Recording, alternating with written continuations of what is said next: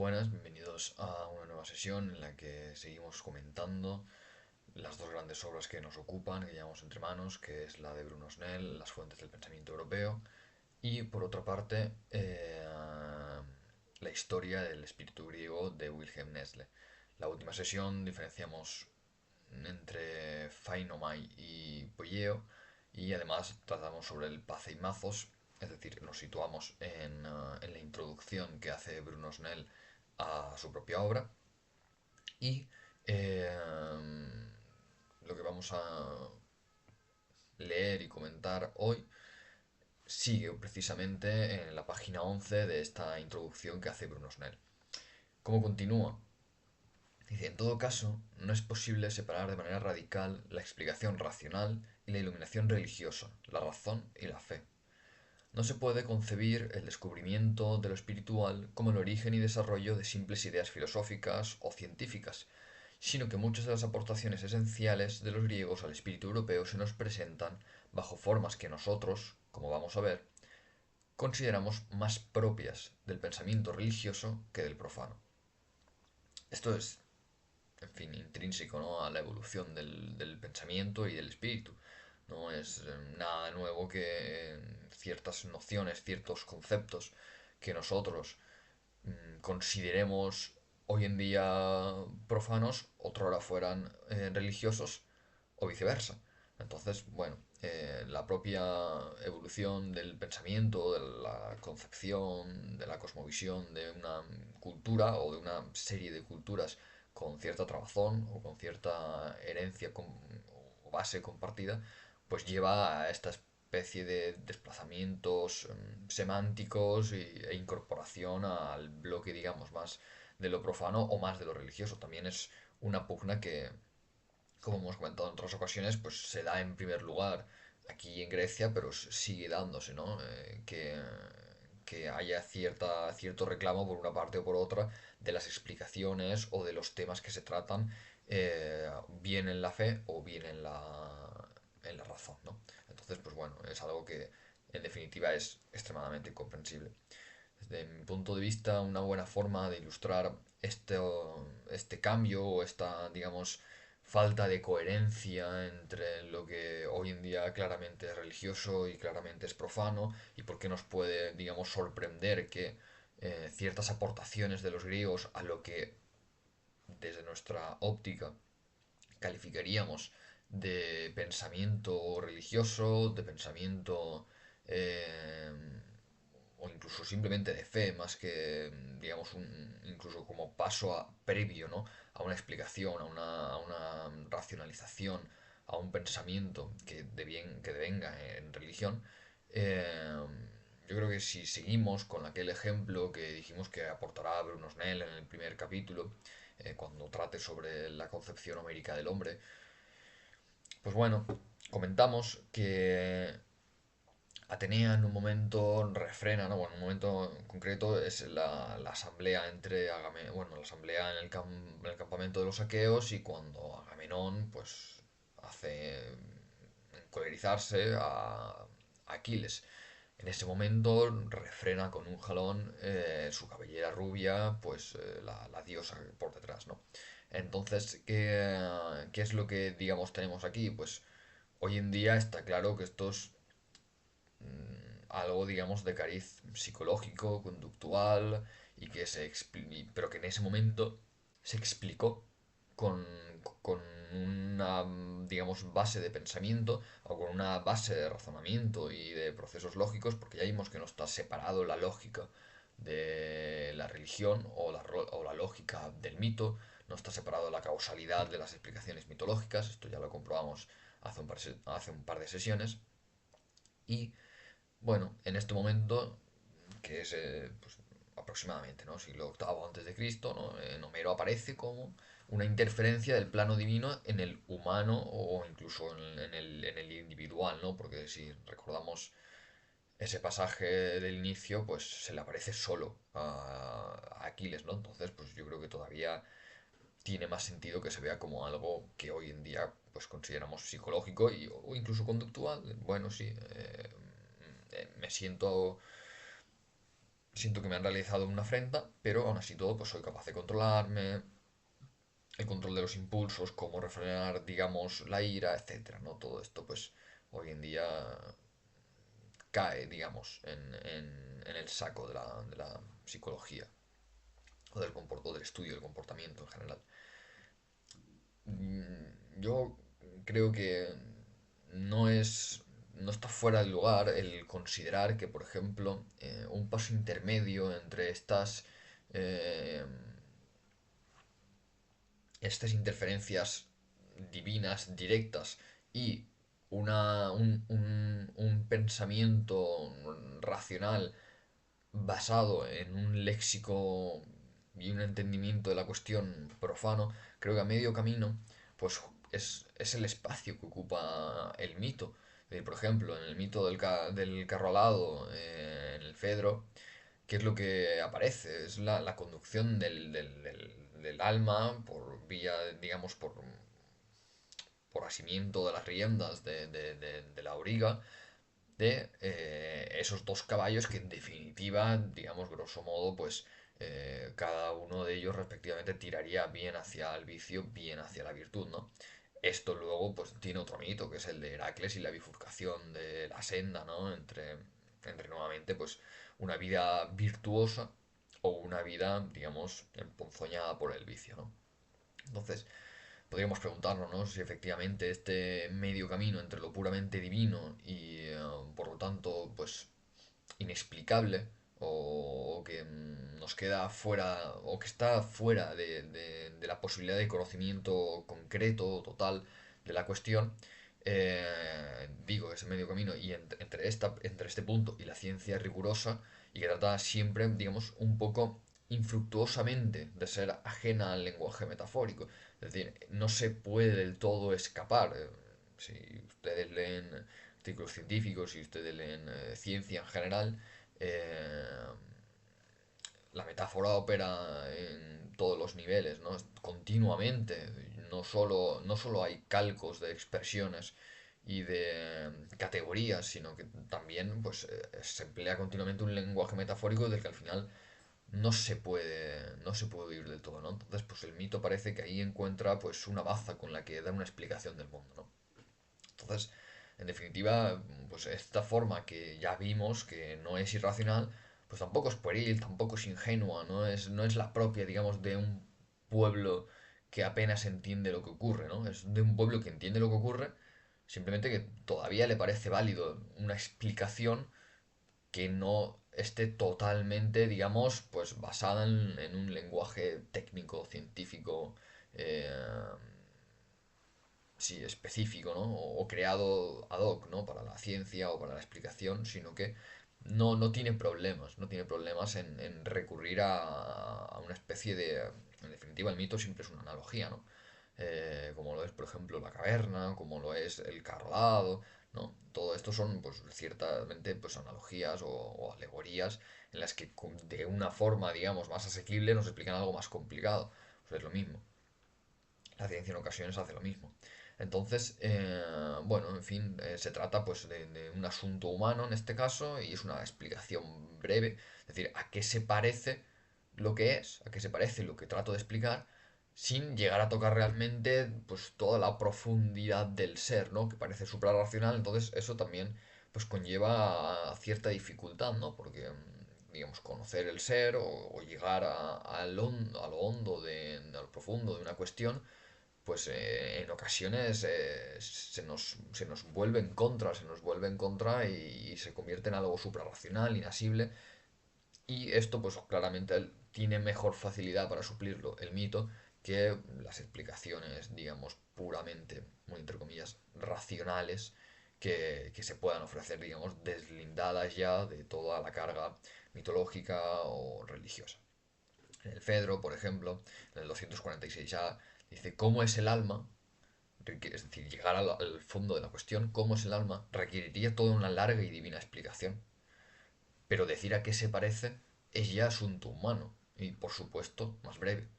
Es decir, yo no puedo, yo como, digamos, científico estudioso, ¿no? del alma, no puedo llegar a explicar realmente qué es el alma. Eso es, pues bueno, que venga la divinidad, porque tiene el alma en la teoría platónica, tiene parte, es divina, ¿no? Entonces, solo una divinidad lo puede explicar, pero ¿a qué se parecen? Bueno, esto ya es más asequible a nuestra capacidad, ¿no? También es reconocer una posición, digamos, es aceptar que no todo es cognoscible, ¿no? Es lo que decía Goethe, ¿no? Al principio o citaba Wilhelm Nestle en palabras de Goethe al principio, ¿no? De su introducción, ¿no? Sobre aquello que es, pues simplemente venerable y ya está.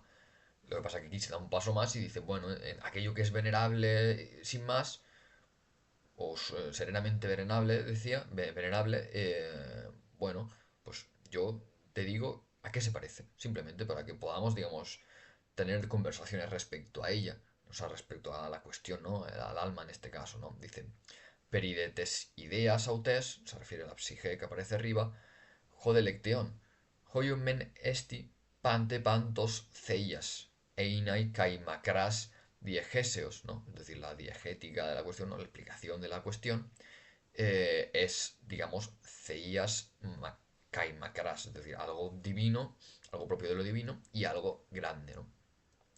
Jodee oiken, es decir, ¿a qué se parece? Anthropines, kai el átomos. Es decir, ya es algo propio del humano y ya es, bueno, el agis, ¿no? Es decir, un poco, ya es más breve. Bueno, en cualquier caso, pues diríamos que la explicación, pues bueno, es válida, ¿no? Es decir, opera digamos, en un entramado en el que hay una posición, digamos, humana en la que no se entiende algo y viene otra persona a explicártelo, a qué se parece, para que puedas comprender, puedas así, digamos, para ir por casa, para poder ponerle un nombre a la cuestión. También esto, por supuesto, tiene algo que ver con aquello de que lo que no tiene nombre no existe. Entonces, el ponerle un nombre, aunque sea un nombre mitológico, aunque sea porque ahí hay algo de saber cultural que todos conocemos y que todos podemos asociar, entender, nos sirve como comunidad esta explicación, ¿no? Diríamos. Bueno, entonces, por ejemplo, la explicación que se hacía, ¿no? Sobre el refrenamiento de la ira de Aquiles por parte de Atenea, ¿no? O con lo mismo, ¿no? Una explicación a medio camino, pues en definitiva es válida, es adecuada y recae, ¿no? Sobre el refrenamiento de las pasiones ¿no? Al estilo pues religioso, divino, mitológico, ¿no? Que por supuesto, en definitiva, hoy se hace al estilo profano, ¿no? Es decir, como una ciencia en principio desligada, ¿no? De toda relación con una, no sé, con una teodicea, con una explicación divina de la cuestión. Es decir, no aparece, ¿no? El factor Dios, digamos, no aparece, ¿no? En ninguna explicación profana, psicológica, conductual, de cómo el hombre. De hecho, si nos fijamos, hoy en día ni siquiera nos valen las teorías psicológicas o las teorías eh, más relacionadas, ¿no? Un poco más, digamos, desde mi punto de vista, que por supuesto ha habido un avance con estas ciencias que tratan sobre las cuestiones del espíritu, ¿no? Sobre lo humano y sobre el hombre, pero actualmente Ogaño ya ni siquiera nos sirve eso y por esta misma cuestión las ciencias del espíritu se ven, digamos, invadidas por las ciencias puras. Por eso a las explicaciones fonéticas o a las explicaciones psicológicas hoy pues prácticamente parece que carecen de valor si no llevan sus investigaciones neurológicas o neurobiológicas sobre transmisiones e impulsos en el cerebro, porque parece que eso es lo que, digamos, lo condiciona a todo, entonces es a lo que se puede reducir para eliminar ese elemento que otrora fue religioso y ahora pues es humano, entonces pues no es científico por ser humano, ¿no? Requiere de un aparato científico para que sea científico, porque el hombre, investigando al hombre, pues parece que lo que dice pues no importa porque no va al meollo, ¿no? no va a la realidad, a la profundidad de la cuestión, ¿no? Entonces, bueno, en cualquier caso, este aproximamiento o estas explicaciones que se hacen hoy al estilo profano, entre comillas, eh, pues, que es lo que se hace con todo el territorio, ¿no? Que la ciencia le ha comido a la religión, ¿no? Veíamos en sesiones anteriores, pues, que estaba, digamos, digamos pues, estaba en germen, ¿no? Estaba ahí los gérmenes de que la religión tenga una visión totalizadora de la explicación del mundo, producen eventualmente, germinan y dan el fruto en el que cuando aparezcan las ciencias va a haber mucho terreno que le tengan que comer las ciencias a la religión, ¿no? Es decir, todo aquello que ha pasado de lo ininvestigable, que equivale a lo venerar serenamente, que decía Goethe, al campo de lo investigable, ¿no? Especialmente esto pues, es cada vez más reclamado, ¿no? Por las ciencias cuando son capaces de medir, ¿no? De mensurar lo que ocurre, lo que se manifiesta, lo que se trató, digamos, en la última sesión, al hablar de los fenómenos, es decir, aquello que se manifiesta y eventualmente tengo un aparato que puede medir el fenómeno, puede dar unos parámetros concretos, puede dar un análisis más detallado, ¿no? Por esto mismo, ¿no? Ocurre esta invasión de ciencias, digamos, puras, porque tienen esos aparatos de medida, mientras que el hombre, para analizar al hombre, en las ciencias del espíritu en general, no tiene otro aparato de medida que él mismo, porque, digamos, es el obstáculo, ¿no? De eh, las Altertumwissenschaften, ¿no? Es decir, hay una correlación entre sujeto y objeto de análisis. Y además el método también no deja de ser humano.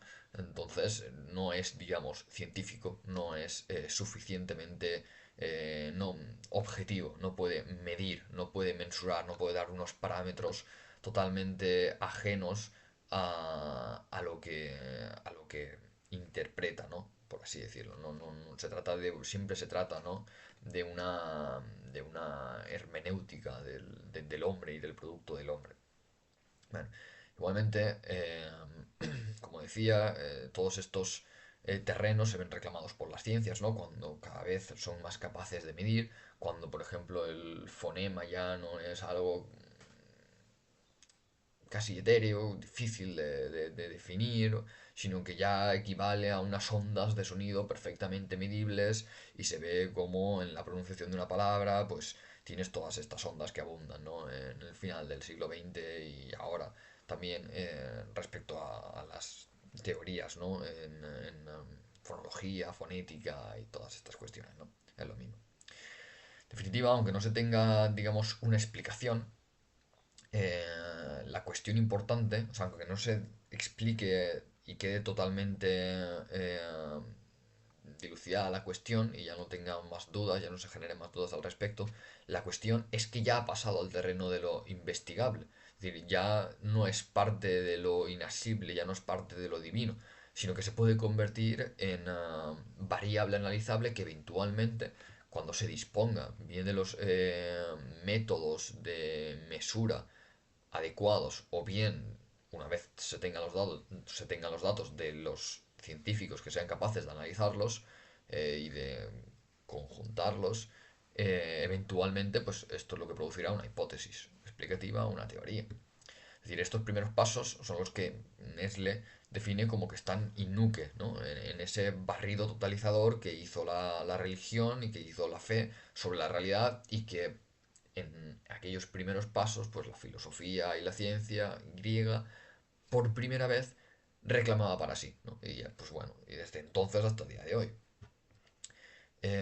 Esto, pues, por ejemplo, nos lleva a lo que decía Anaxágoras, ¿no? En un fragmento dice, Opsis adelon ta phenomena, es decir, a partir de lo que se muestra, ta phenomena, se debe ver lo oculto, ¿de acuerdo? Entonces, pues precisamente digamos que en un estado previo, o incluso primitivo, arcaico, de este pensamiento griego, a lo, digamos, oculto, ¿no? No se podía acceder.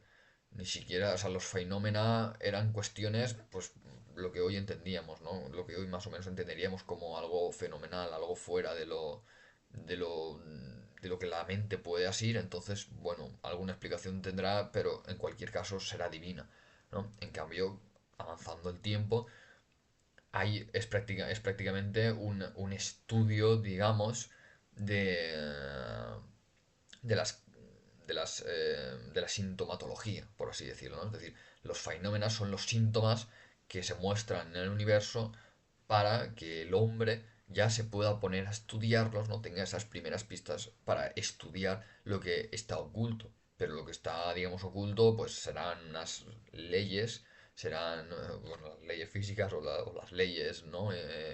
Inamovibles de los neogramáticos, ¿no? De los Jungle Grammatic, de estos alemanes, ¿no? Eh, pero en cualquier caso ya no es una divinidad, ya no nos tenemos que quedar con el simple hecho de que, bueno, nada, se venera serenamente y a otra cosa, nos dedicamos a lo que sí podemos investigar. No, no, no. Ya se dice que no, los fenómenos son los indicadores de la realidad para acceder a aquello oculto. Y en definitiva, desde mi punto de vista, pues, ¿qué otra cosa es lo que hacen los físicos, ¿no? Aquellos presocráticos que buscan o que tratan de descubrir cuál es la arge en la fisis, ¿no? Cuál es el principio, el motor, el elemento constituyente, totalmente constituyente, digamos, ¿no? De la naturaleza para aquella filosofía presocrática prácticamente entendida, ¿no? Como ciencia física, ¿no? Eh, en la que se busca, ¿no? Pues ese creador original se busca. Creador original, pues, que en este caso pues puede ser el Apiron, puede ser el Gior, ¿no? Puede ser el Logos, puede ser el Pir, ¿no? El fuego.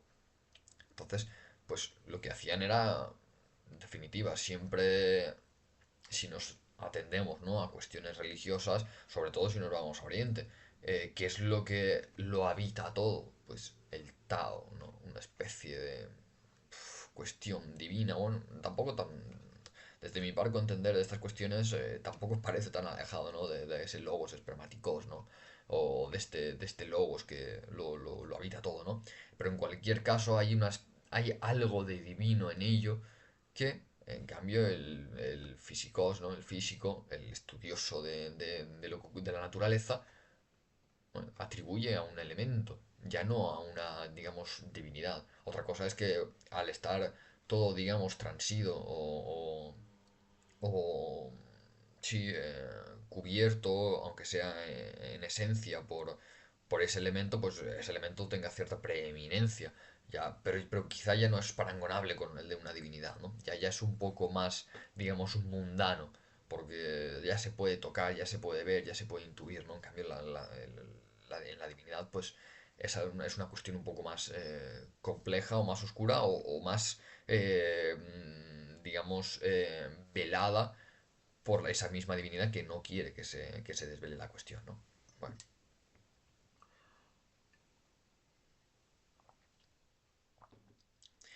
otro ejemplo que creo que ilustra perfectamente la cuestión sobre cómo se reclama esta especie de...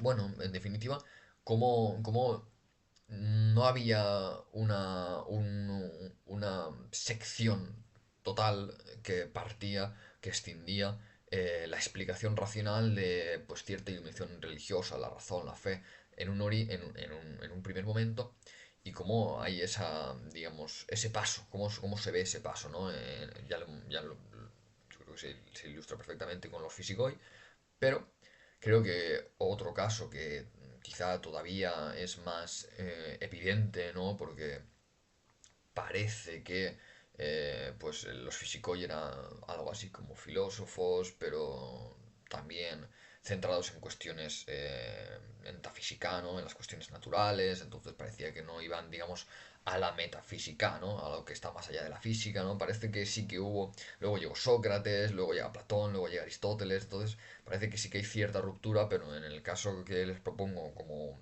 forma de entender y de ilustrar todavía más esto, es el de la medicina.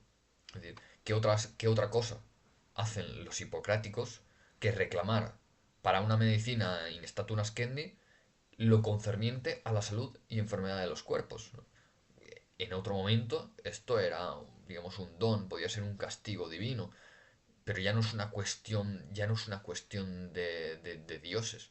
Ya no es el dios que te regala la salud, ya no es el dios al que tienes que hacer, que llevarle exvotos, ofrendas, realizar sacrificios para el beneficio de la comunidad, para el beneficio, para la salud de tu familia, como ocurre todavía hoy en día con las promesas que se hacen y luego el hacer, por ejemplo,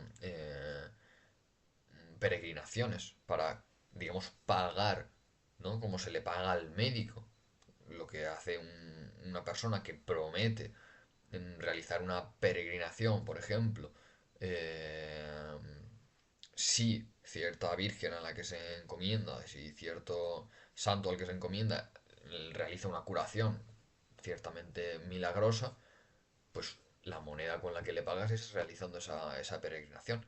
Pues es lo mismo. Es decir, ya no es. La cuestión es que la salud y la enfermedad ya no es algo propio de la esfera divina, bien sea como don, bien sea como castigo, sino que, por ejemplo, la primera generación de hipocráticos es una cuestión de teoría de fluidos. Es decir, de cómo está el agua, cómo está la bilis fluyendo, en qué cantidades, en qué direcciones, cómo fluctúan. Pues esa es la forma de explicar cómo el funcionamiento del cuerpo humano, la fisis humana. Y pues, posteriormente, en la segunda generación de hipocráticos, la teoría de los humores es lo mismo. Por ejemplo, Phillips en Greek Medicine dijo, la actitud ante la enfermedad era racional, pero los medios empíricos para su posterior conocimiento estaban ausentes. Es decir, ya había, ¿no? Ya había un enfrentarse a la cuestión de forma racional, por supuesto es ese paso siguiente que trato de ilustrar o poner como ejemplo en la medicina, ya se estaba dando este paso, lo que pasa, el problema, digamos, el obstáculo, era que los elementos de mesura o los elementos de análisis pues eran tan sumamente pobres o estaban tan lejos de ser descubiertos o de ser inventados, mejor en este caso, ¿no? Si seguimos con aquella distinción que hacía Bruno Snell sobre inventar y descubrir, estaban tan lejos de ser inventados que tan ausentes, como dice Phillips, que, pues bueno, tenían que estar en ese paso intermedio entre la no explicación porque pertenece a lo divino y la explicación médica actual. Pues hay una especie, en definitiva no está tan lejos de ser una, una exposición semi-mítica o con algo de mitología, ¿no? Con algo, o sea, con algo de- de dificultad, digamos, o de analogía, con algo de extra analogía, digamos, en esa explicación en las teorías de los humores y de los fluidos, ¿no? O en algunas de las explicaciones y curaciones de las enfermedades en esta época. Es especialmente positivo para esta cuestión, para alumbrar esta cuestión, leer la introducción que hace Carlos García Gual al Corpus Hippocraticum que he publicado en el tomo de Gredos. Por ejemplo, en la página 26, al respecto de este pasaje de Phillips en Greek Medicine, que lo cita igual, dice la medicina, como saber, era como una técnica ejemplar, era en una visión, o sea, en una cosmovisión racional de las últimas causas del acontecer humano. Es decir, ya estamos entendiendo tenemos una visión sobre el cosmos, que en definitiva es lo que existe, ¿no? El universo como algo ordenado y entonces entendible, ¿no? Porque también esa es otra cuestión, en el punto en el que eh, está el caos, es más fácil, creo, atribuir ciertas cuestiones a la divinidad, porque no hay una, no hay una posibilidad, digamos, de leer en o sea, mediante leyes o mediante patrones lo que ocurre. Entonces es más difícil el análisis científico o el análisis incluso de cariz mitológico, mitopoeico, ¿no? Esas explicaciones a partir de mitos, pero en definitiva racionales, ¿no? Son más complicadas porque es difícil aplicar la razón a donde hay una ausencia de patrón, ¿no? Ya sabemos que el cerebro humano, en definitiva, lo que hace es buscar patrones. Está todo el día buscando patrones y encontrándolos incluso a veces donde no los hay, pero donde el hombre concibe que hay pleno caos, pues esa búsqueda es, digamos, infructuosa a bobo, ¿no? Es decir, desde el principio ya no tiene sentido. En cambio, cuando ya el hombre griego del siglo V, el siglo VI, ya en su cosmovisión es de tipo racional, pues ya se buscan las últimas causas, ¿no? O sea, ¿qué le pasa a este hombre? ¿Por qué de repente enferma? ¿Por qué de repente, eh, no sé, tiene accesos de ira? ¿Por qué de repente es capaz de refrenarse, aunque tal, ¿no? O sea, ya se puede explicar todo eso, se puede intentar explicar todo esto, ¿no? Aunque, pues como dice Phillips, los medios empíricos para tal análisis pues estaban ausentes y eso pues hace que todavía se mantenga en un en un medio camino, ¿no? Entre, entre esa o sea, imposibilidad de investigación y conocimiento, digamos, científico. En cualquier caso, por ejemplo, dice García Gual en esta misma introducción, saber qué es el hombre en abstracto, indagar las arjai de la corporeidad humana es algo importante. Pero aquí, en el caso de la medicina, está subordinado a una actuación práctica, terapéutica del médico. Por eso la medicina no deja de ser una técnica, no es una episteme, es algo que repite continuamente Carlos García Gual para precisamente ilustrar que también quizá por esta falta de métodos o de medios empíricos, de aparatos medibles y extremadamente sofisticados, pues lo que hacen más que teorizar es decir, bueno, es cierto que se puede teorizar, es cierto que podemos indagar de forma abstracta cuáles son las arjai por o sea, con la alteración de las cuales entonces va a haber una somatización concreta y vamos a tener que aplicar ciertos remedios a esta enfermedad identificada como tal. Sí hay una teorización, sí hay una abstracción sobre el ser humano, sobre la enfermedad, sobre la salud, pero dice, siempre subordinado a una actuación práctica. Lo primero es cuidar del paciente. Lo primero es tratar de restablecer la salud. Es, eso es la terapia, ¿no? Es decir, el cuidado. Terapeuo, ¿no? Cuidar a alguien, ¿no? Lo que hoy en día es terapia o terapéutico, ¿no? En definitiva, ir a terapia es ir a que te cuiden o ir a cuidarte tú con la ayuda de alguien, ¿no? Eso es ir a terapia. Eh, bueno, ¿qué más dice? Dice, vencer a la enfermedad significa para estos hipocráticos recomponer o reconquistar la fisis humana que decía antes, eliminando los factores dañinos que la descompensaban. Es decir, por supuesto, el médico no puede, como decía en el párrafo anterior, ¿no? No puede eh, está bien que se subordine a la actuación práctica, pero el indagar las arjai de la corporeidad humana, en definitiva, es saber cuál es la fisis, ¿no? Es decir, el hombre está bien siempre y cuando su cuerpo esté en un estado cataphysin, es decir, de acuerdo con la naturaleza, de acuerdo con la naturaleza propia del hombre. Es decir, siempre que el codo esté en su lugar y no se haya descoyuntado de la articulación, pues entonces eso es cataphysin. El codo, digamos, está hecho en el cuerpo humano para estar en esta posición. Si se descoyunta, entonces se rompe ese cataphysin y, digamos, hay que aplicar una terapia, ¿no? Hay que actuar prácticamente, ¿no? por supuesto, pues el elemento teórico, como digo, pues tiene su importancia, ¿no? El estudiar efectivamente cuál es la naturaleza del codo, ¿no? Pues que esté aquí, que combine, ¿no? En esta juntura. Ah, vale, de acuerdo. Pues entonces todo lo que se salga de esto es donde el médico puede actuar. Y además nos sirve de punto teórico al que tener que volver. O sea, es el objetivo al que tiene que volver el médico en su actuación práctica. ¿Cuál es uno de los verbos? Porque hay diferentes, ¿no? Pero ¿cuál es uno de los verbos que se emplea para esta reconquista, este recomponer la fisis, eliminando los factores dañinos? Apocacístemi. ¿De acuerdo? Es decir, volver a establecer, restablecimiento, ¿no? Restitutio, que se traduce en latín, ¿no? En el DG, por ejemplo, se traduce como recuperación con genitivo subjetivo. Y, por ejemplo, en contextos de después de una enfermedad, se traduce como restablecimiento, se omite, ¿no? De la salud, ¿no? Tácitamente se entiende de la salud.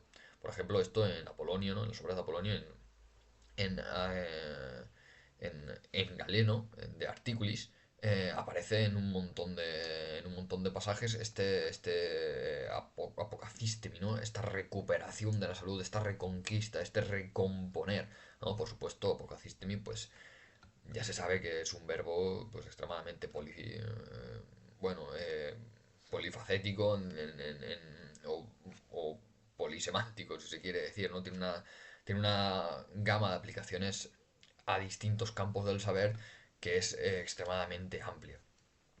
Va, por ejemplo, desde la técnica, o sea, desde la táctica, disculpen, bueno, desde la técnica de la estrategia, es decir, la táctica, de los campamentos y de las unidades, por ejemplo, Apocacistemi en las cuestiones bélicas es el restablecimiento de la posición original de una tropa, digamos, de las filas de una tropa, ¿no? De la formación de una tropa, al trabar batalla sufre un desajuste, ¿no? En las líneas establecidas por el general, pues apocacistemi es el verbo que se emplea para volver a esa formación original, ¿no? A lo que estaba bien, ¿no? A lo que en teoría es la formación, o sea, es su fisis, la fisis de tal legión, por ejemplo, o de tal falange, estamos en Grecia, es tener esta posición, siempre y cuando tú, como falange, como legión, como tropa, no tengas esta posición que el general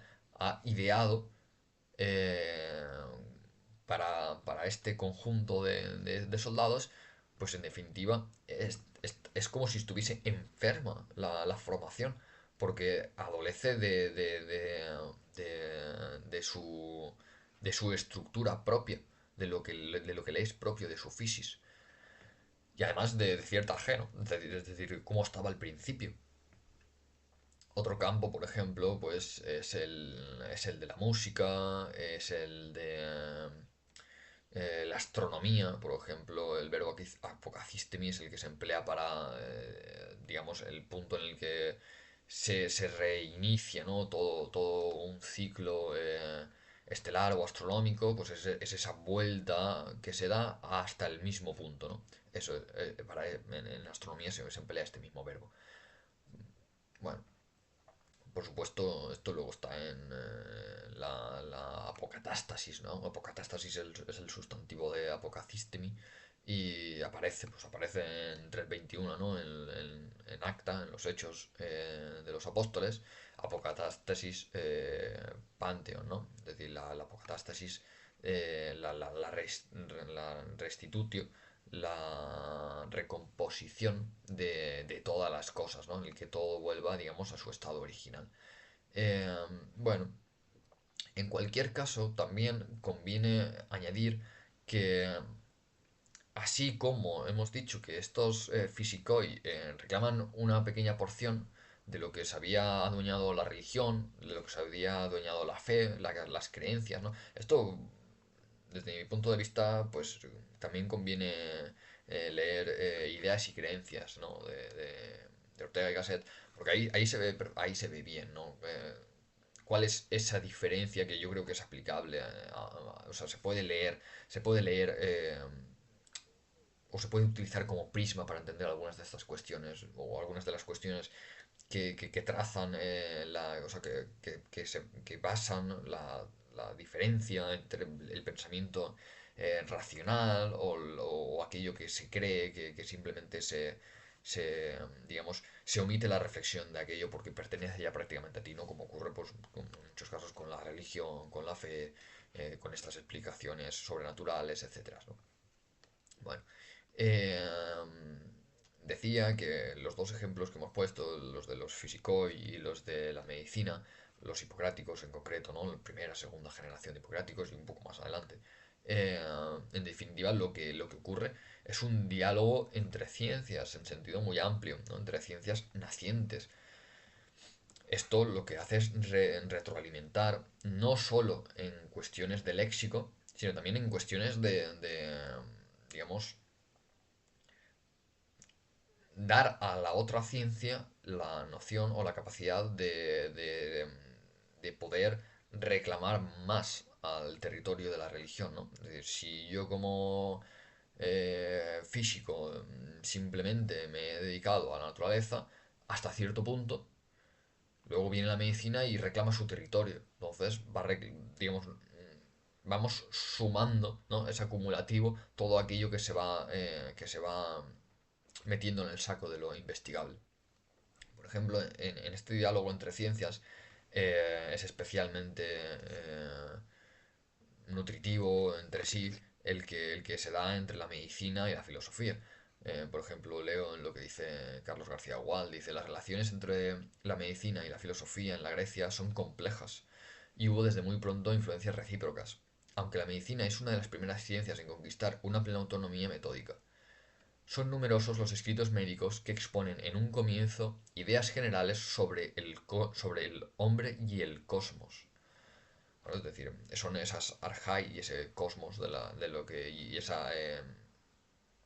ese catafishing humano que, digamos, debe teorizar o debe exponer, ¿no? Como dice, unas ideas generales sobre esas cuestiones para saber sobre qué sobre qué va a tratar, sobre qué luego va a hacer su actuación práctica. Si nos centramos todavía más en una tampoco corriente filosófica, pero bueno, en el primer movimiento de la filosofía aquí en Occidente, pues entre este diálogo intercientífico se da todavía de forma más concreta entre la medicina y la filosofía presocrática, porque pues son más o menos, ¿no? de la época, de ese estado de nacimiento del pensamiento ya racional, abandonando, ¿no? Lo religioso y lo mítico. Entonces, Carlos García Gual, en esta misma introducción, dice, para este progreso, la medicina recibió un impulso decisivo de la filosofía presocrática, de esta fisiología jónica que aspira a describir una concepción del mundo ordenado según unos principios fundamentales inmanentes a los procesos naturales. Es decir, lo mismo que hacen los físicos para el cosmos es lo que hacen los hipocráticos para el anthropos, para el hombre, ¿verdad? Es decir, teorizar abstractamente sobre cuáles son las características propias, fundamentales, ¿no? Lo inmanente, ¿de acuerdo? En un caso a los procesos naturales y en otro, dentro de los procesos naturales, a los procesos humanos. Pero no es el único diálogo, no solo ocurre entre la medicina y la filosofía, sino también, por ejemplo, Almeón de Crotona emplea términos propios de la política. La política, en tanto en cuanto es una, digamos, ciencia de la polis, ¿no? Es un saber sobre las cuestiones, los métodos, o sea, las formas que puede tener el Estado, las formas de gobierno, cuál es mejor, cuál es peor. Es decir, esa descripción abstracta e idética sobre la cuestión de la polis, ¿no? Por ejemplo, la salud para el meón de Crotona es la isonomía, es decir, la igualdad de la ley. O sea, una ley que rija para todos por igual, que se aplique para todos por igual, eso es la salud. Es decir, no hay una descompensación qué es lo que provoca, ¿no? Por supuesto, es importantísimo caer sobre que estos hipocráticos, sobre aquellos factores sobre los que daban mayor importancia, por supuesto, debido a su falta de medios empíricos, ¿no? Que decía Phillips, eh, es, es a la cuestión dietética y a la cuestión ambiental. Es decir, ambiental en el sentido amplio, es decir, qué es lo que come, o sea, qué es lo que come, qué es lo que bebe, qué es lo que, digamos, tiene inmediatamente, ¿no? ¿Con qué se relaciona de la naturaleza inmediatamente el hombre, ¿no? Eso podríamos decir que es la cuestión ambiental dentro de los hipocráticos. Y para Meón de Crotona, precisamente la contraposición de la isonomía, en tanto que salud, es la monarquía como enfermedad. ¿Por qué? Porque la monarquía es, en definitiva, el poder en un solo elemento del cuerpo. Es decir, hay una desestabilización en el cuerpo, que por supuesto el hipocrático lee en el paciente a través de una sintomatología concreta como, en definitiva, una enfermedad. Es decir, no hay una compensación entre todos los elementos que constituyen tu fisis en tanto que hombre, sino que se ha producido digamos, una, una corrupción en el organismo que provoca desigualdad de esos elementos, ¿no? Y se tratará de lograr la apocatástasis, ¿no? La recuperación de la salud, la recomposición del hombre, de la naturaleza del hombre, ¿no? Por supuesto, conviene para todas estas cuestiones sobre los primeros pasos que se da en la ciencia y cómo se deslinda en la cuestión religiosa, mitológica, de lo científico y de todas estas ciencias primitivas o pioneras en reclamar su porción, conviene la lectura que hace, por supuesto, de cáliz, o sea, de cariz lexicológico y lingüístico, en definitiva, Adrados en su libro Historia de la lengua griega. ¿Por qué? Porque aquí comenta cómo la medicina, precisamente, que hemos traído como uno de los grandes, o quizá incluso el mejor ejemplo, junto con la filosofía, para ilustrar esa sección que se hace entre ciencia y religión. Aquí Adrados pues, comenta cuál es el papel que tiene la medicina en todo esto, ya digo, sobre todo en cuestiones léxicas, pero que nos da una idea, porque nuevamente vamos a lo que habíamos comentado antes, ¿no? El momento en el que se le da un nombre ya se puede empezar a pensar, ya se puede empezar a definir, ya se puede, aunque sea de forma abstracta, aunque sea con parcos medios, ¿no?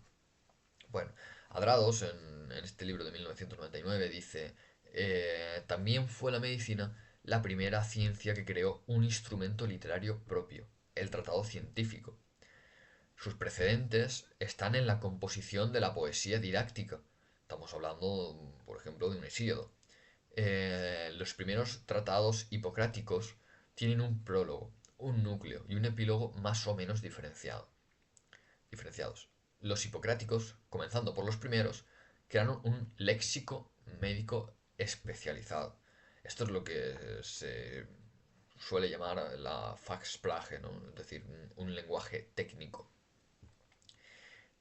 Todo esto, por supuesto, pues se suele, a este momento que estamos describiendo a lo largo de todos estos minutos, es lo que se conoce en muchos tratados sobre la cuestión y sobre este paso como la ilustración helénica.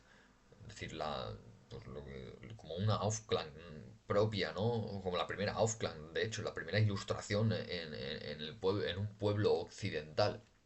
Es decir, ese punto de eclosión y de irradiación de razón sobre o sea, los haces de la ilustración, los haces del razonamiento, se posan sobre un montón de conceptos que estaban velados o que habían quedado obscuros por la sombra digamos, de la religión, de la fe, de los mitos, de las divinidades, etcétera, ¿no? Entonces, estos rayos de luz que arrojan estos primeros físicos, estos primeros hipocráticos, los primeros, digamos, teóricos de la política, ¿no? De la retórica, etcétera, pues lo que hacen es eso, ¿no? Es pues reclamar, ¿no? Reclamar para sí. Eh, Además, en cualquier caso, sigue, dice, aquella, es decir, la ciencia médica, se colocó en vanguardia en la lexicogénesis, técnica griega, y en muchas ocasiones se convirtió en referencia y modelo imitado para lograr un desarrollo más célere y cimentado de las técnicas nuevas que la subsiguieron. Esto, además, por ejemplo, es decir, en definitiva, lo que hace la ciencia, como lo que hace la filosofía, es romper, es romper y permitir que el resto se sume luego. Pero eso conlleva, esto lo explica enormemente bien Cicerón, ¿no? Y también Lucrecio. La dificultad léxica, la dificultad lingüística que conlleva explicar cuestiones científicas, sean médicas, sean filosóficas, en un lenguaje, en una lengua que no está preparada, que no tiene ese andamiaje léxico, que no tiene un utillaje léxico para enfrentar estas cuestiones, de forma que las palabras que se utilicen no tengan una clara reminiscencia mitológica, una clara referencia mitológica o divina.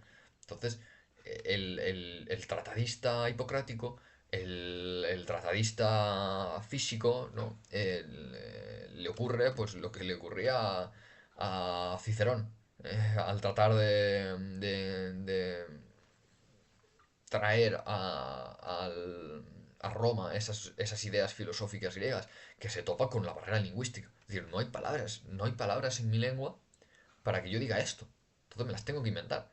O tengo que resignificar las que hay, tengo que hacer compuestos, tengo que lo que volvemos al principio, ¿no? Tengo que hacer ciertos cambios semánticos, va a empezar a operar de forma, digamos, a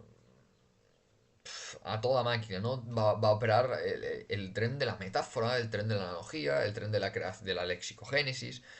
La lengua en estos momentos es cuando, digamos, si había un campo fértil, es cuando se vuelve extremadamente rica, siempre y cuando, por supuesto, pues haya pues esas personas, esos tratadistas, esos eh, investigadores o incluso traductores, ¿no? Como, prácticamente muchas veces, o hace una adaptación, una imitación, ¿no? De Cicerón, eh, que controlen qué elementos son los propios de la lengua para a partir de ellos crear nuevas palabras que efectivamente, digamos, sean fieles a la realidad, lo más fieles. Esto, por supuesto, es muy complicado, ¿no? Es mucho más complejo, pero bueno, que una palabra mínimamente sea fiel al concepto, ya no a la realidad, al concepto, ¿de acuerdo? Entonces, bueno, este primer paso, pues en Grecia lo tenemos aquí, ¿no? Por ejemplo, según a grados en la medicina. Además, también Schironi en A Companion to the Ancient Greek Language, en el capítulo 23, tiene un capítulo muy interesante que se titula Technical Languages, Science and Medicine, que dice, traduzco, la medicina y las matemáticas son centrales, también, por supuesto está hablando de la antigua Grecia, son centrales también porque gran parte de las otras lenguas técnicas en la antigua Grecia tomaron prestados desde la Fachsprache matemática o médica, esas palabras para su propia ciencia. Es decir, aquí es lo que decíamos, ¿no? Un término creado para algo médico, pues lo utiliza metafóricamente un matemático. O lo utiliza matemáticamente, no sé, un político o un retor. dice, continúa Schironi, dice, por ejemplo, la botánica y la zoología adoptaron las expresiones lingüísticas médicas. Es decir, fueron a estos tratados hipocráticos y bebieron léxicamente de ellos. Entonces, bueno, simplemente quería comentar esto pues para ilustrar un poco eh, con ejemplos, con estos ejemplos concretos, no solo el hecho de que se produzca una escisión y un avance, un paso adelante de la ciencia sobre el punto en el que estaba la cosmovisión griega en ese momento, sobre el momento previo, que era de tipo religioso, eh, y cómo ese paso, pues, es de capital importancia, no únicamente para la ciencia que da el paso, o para las dos, tres ciencias pioneras, sino para todas las demás. Es decir, para que de verdad se llegue a lo que leíamos antes como una cosmovisión racional de las últimas causas, en este caso del acontecer humano, decía Phillips, hablando de la medicina, pero en general, una cosmovisión racional. Es decir, hay una, bueno, lo que se conoce, ¿no? Como la Weltanschauung, ¿no? Es decir, ya se pasa a que todo, a que el hombre, cuando mira hacia afuera, incluso cuando mira hacia adentro, que es la cuestión que trata al hablar, ¿no? Estos dos autores del espíritu griego, y cómo hay un continuo diálogo, es decir, por ejemplo, esa lexicogénesis nos sirve tanto para hablar del otro como para, o sea, de lo otro, como para hablar de nosotros mismos. Es decir, tanto para estudiarlo de afuera como para estudiarnos como caso de estudio que es cada uno para sí mismo, para comprenderse, ¿no? Es decir, para que ya no sea Atenea la que me jala el pelo por detrás para refrenar la ira, sino que yo ya racionalmente trate de comprender cuáles son los mecanismos que operan, porque así podré tirar mano de ellos, no podré echar mano de ellos, es decir, los podré recuperar, los podré aplicar, los podré sistematizar, podré hacer esa actuación práctica cuando me hagan falta. Mientras que si simplemente comprendo, digamos, al estilo homérico, que el refrenar la ira depende de que se me presente una divinidad, pues bueno, entonces estaré esperando sentado a que esa divinidad se me presente o simplemente actuar de forma impulsiva, ¿no? Por estar airado. Entonces, bueno, yo creo que estas cuestiones, pues, son significativas por ejemplo, pues aquí hemos visto no solo, digo, decía, ese paso, sino todo lo que conlleva, ¿no? Para llegar a esa nueva cosmovisión que nos proporciona el hombre griego en el siglo sexto, en el siglo quinto, y que llega hasta, bueno, ya todavía, pues si hablábamos de la Aufklärung, de la ilustración helénica, pues con la ilustración eh, que tuvimos en Occidente, en Alemania y en general en Europa, ¿no? En Francia también, pues por supuesto se da otra aceleración, otro punto de aceleración hacia esa pátina de racionalidad extendida por toda la realidad y por toda la comprensión, la cosmovisión del hombre sobre precisamente pues, el cosmos, ¿no? El todo, que necesita el hombre, ¿no? Que sea ordenado, que esté ordenado y que así, o, por lo tanto, sea comprensible. Bueno, pues hasta una próxima sesión. Muchas gracias.